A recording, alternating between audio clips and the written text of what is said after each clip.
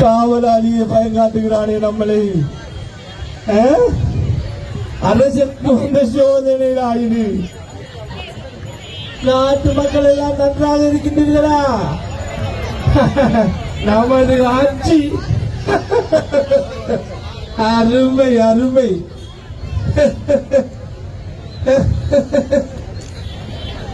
நம்மை போல் இந்த நாட்டை யார் ஆளுவது? என்ன யாரால முடியுமா? முடியவே முடியாது.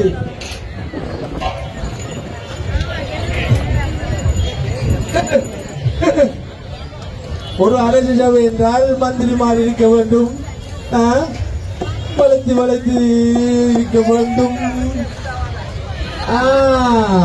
யாரோ ஒருத்தர் ஆடிக்கொண்டு வருகிறார். ஐயா பார்ப்போம். ஆனால் அந்த புறத்தில் மட்டும் அழகான ராணிகள் தெரிகிறார்கள். அரசின் பார்வையல்லவா அப்படித்தான் இருக்கும்.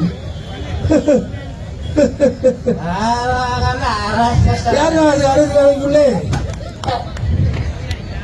யாரும் நினைக்கும் கம்பவுண்டு கம்பவுண்டு பாட்டு தலையிலிருந்து வாரும் ஐயா. அரசியலே அரசியல் என்ன ஐயா? நீ ஹெல்மெட்டையும் தலைகீழாக போட்டுக் கொண்டு வித்தியாசமாக வந்திருக்கிறாய்.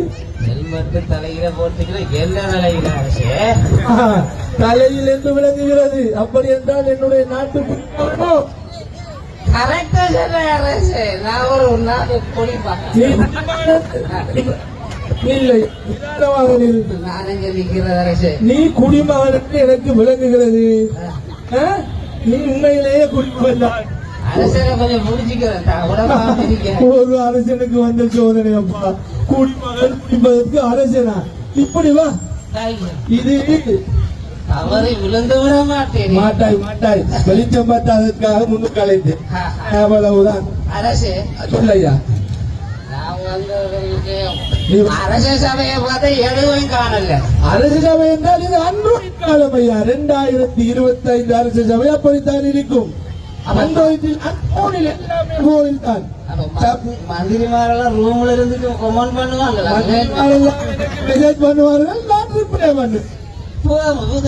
அரசு சபை ஐயா. பாருங்க மக்களே, மக்கள் தேவைகளை செய்ய வேண்டிய அரசர் போன் தேய்க்கிற போனில் இருந்துகிட்டு மெசேஜ் அனுப்புறாங்க. தேய்க்கிற போன் மட்டுமல்ல, எனக்கு தெரிகிறது தள்ளுற போனும் தான். அரசு தள்ளு ஒரு போனு.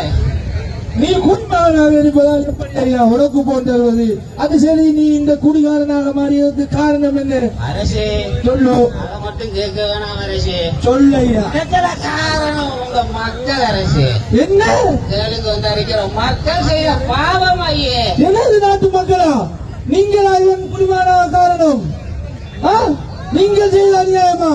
என்னுடைய மக்கள் அப்படிப்பட்டவர்களா? இல்லையே, இவர்கள் நல்லவர்களாச்சு.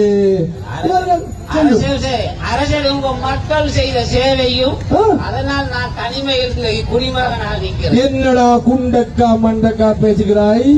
என்ன கடைசி மண்டக்காவும் இல்ல குண்டக்காவே சொந்தக்காவே செத்து போனாவும்.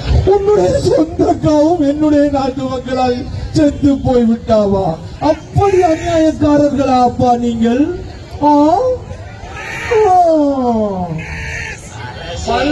சொல்லையா. ஏதோ உணர்கிறது ஐயா. அது அவன் ஜாயிதோ ஜாயித் என்று ஒரு காண்டாம் இருக்கும். நாட்டுக்குள் இருந்து நாட்டுக்குள் வந்து விட்டதாம். கிடைக்கிடையே அப்படி அலரும். அதை நான் வேட்டையாளர்களை விட்டு வேட்டையாட சொல்லி இருக்கிறேன். உன்னுடைய பிரச்சனையை சொல் அரசே. எனது மனைவி மற்ற பிள்ளைகள் எல்லாமே இறந்து விட்டார்கள்.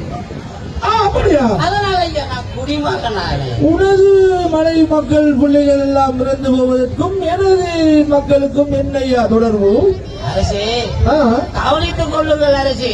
கவனித்துக் கொண்டுதான் இருக்கிறேன். அந்த பெண்கள் பக்கம் பார்க்காத அரசே, ஆண்கள் பக்கம் பாருங்கள். ஆண்கள் பக்கமாகத்தான் ஐயா பார்க்கிறேன். இங்க பாரு, அந்த தடி காஞ்சியார் கையிலே பையோடும், அந்த காஞ்சியார் அங்கே சொப்பி மேற்கோடும், இந்த பாவா கையிலே சாக்கோடும் இருக்கிறார். என்ன பிரச்சனை? அதனால் அவர்கள் வந்திருக்கிறவரை கூட கையிலே இருக்கிற பையை பாரும் ஐயா.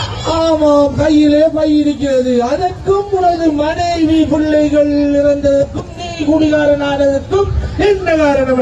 சொல்ல குழப்பாமல் அரசு. இப்பொழுது மக்கள் போகும்போது கையிலே வைத்திருக்கிற பையை கொண்டு போகிறார்களா என்று பாரு. நீ அங்கே வருகிறாய்.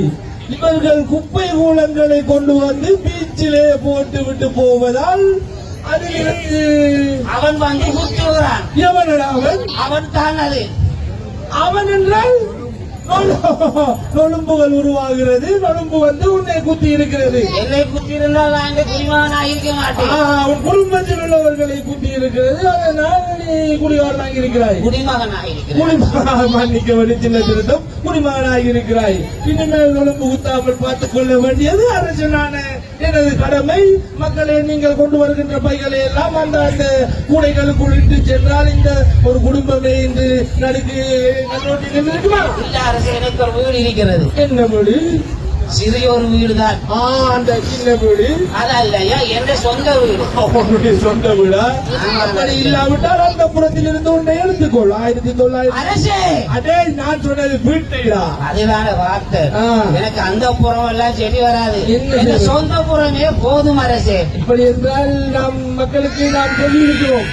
இனிமேல் இவர்கள் திரிந்து விடுவார்கள். நிச்சயமாக அரசே, ஆ. நீங்கள் சொன்னால் மக்கள் கேட்கும். கேட்பார்கள். ஆ. இனிமேல் கொண்டு வருகின்ற குப்பை கூலங்களை உரிய இடத்திலே நீங்கள் இட்டு செல்ல வேண்டும். சரிதானே மக்களே? நீங்கள் குப்பை கூலங்களை பீச்சிலே பார்க்கிறீர்கள் அரசே. ஆ. கேட்ட கேள்விக்கு ஏதாவது ஒரு பதில் வருகிறதா அரசே? வருகிறதாம். எல்லோரும் அம்மா மொண்டி மாதிரி இருந்தால் எப்படி ஐயா? குப்பை கூலங்களை உரிய இடத்தில் இடுவீர்களா? எனது ஆட்சியை சரியாக செய்ய விடுவீர்களா? அப்படி என்றால் வருகிறோம். சரிதானே? சரி அரசே. ஆ.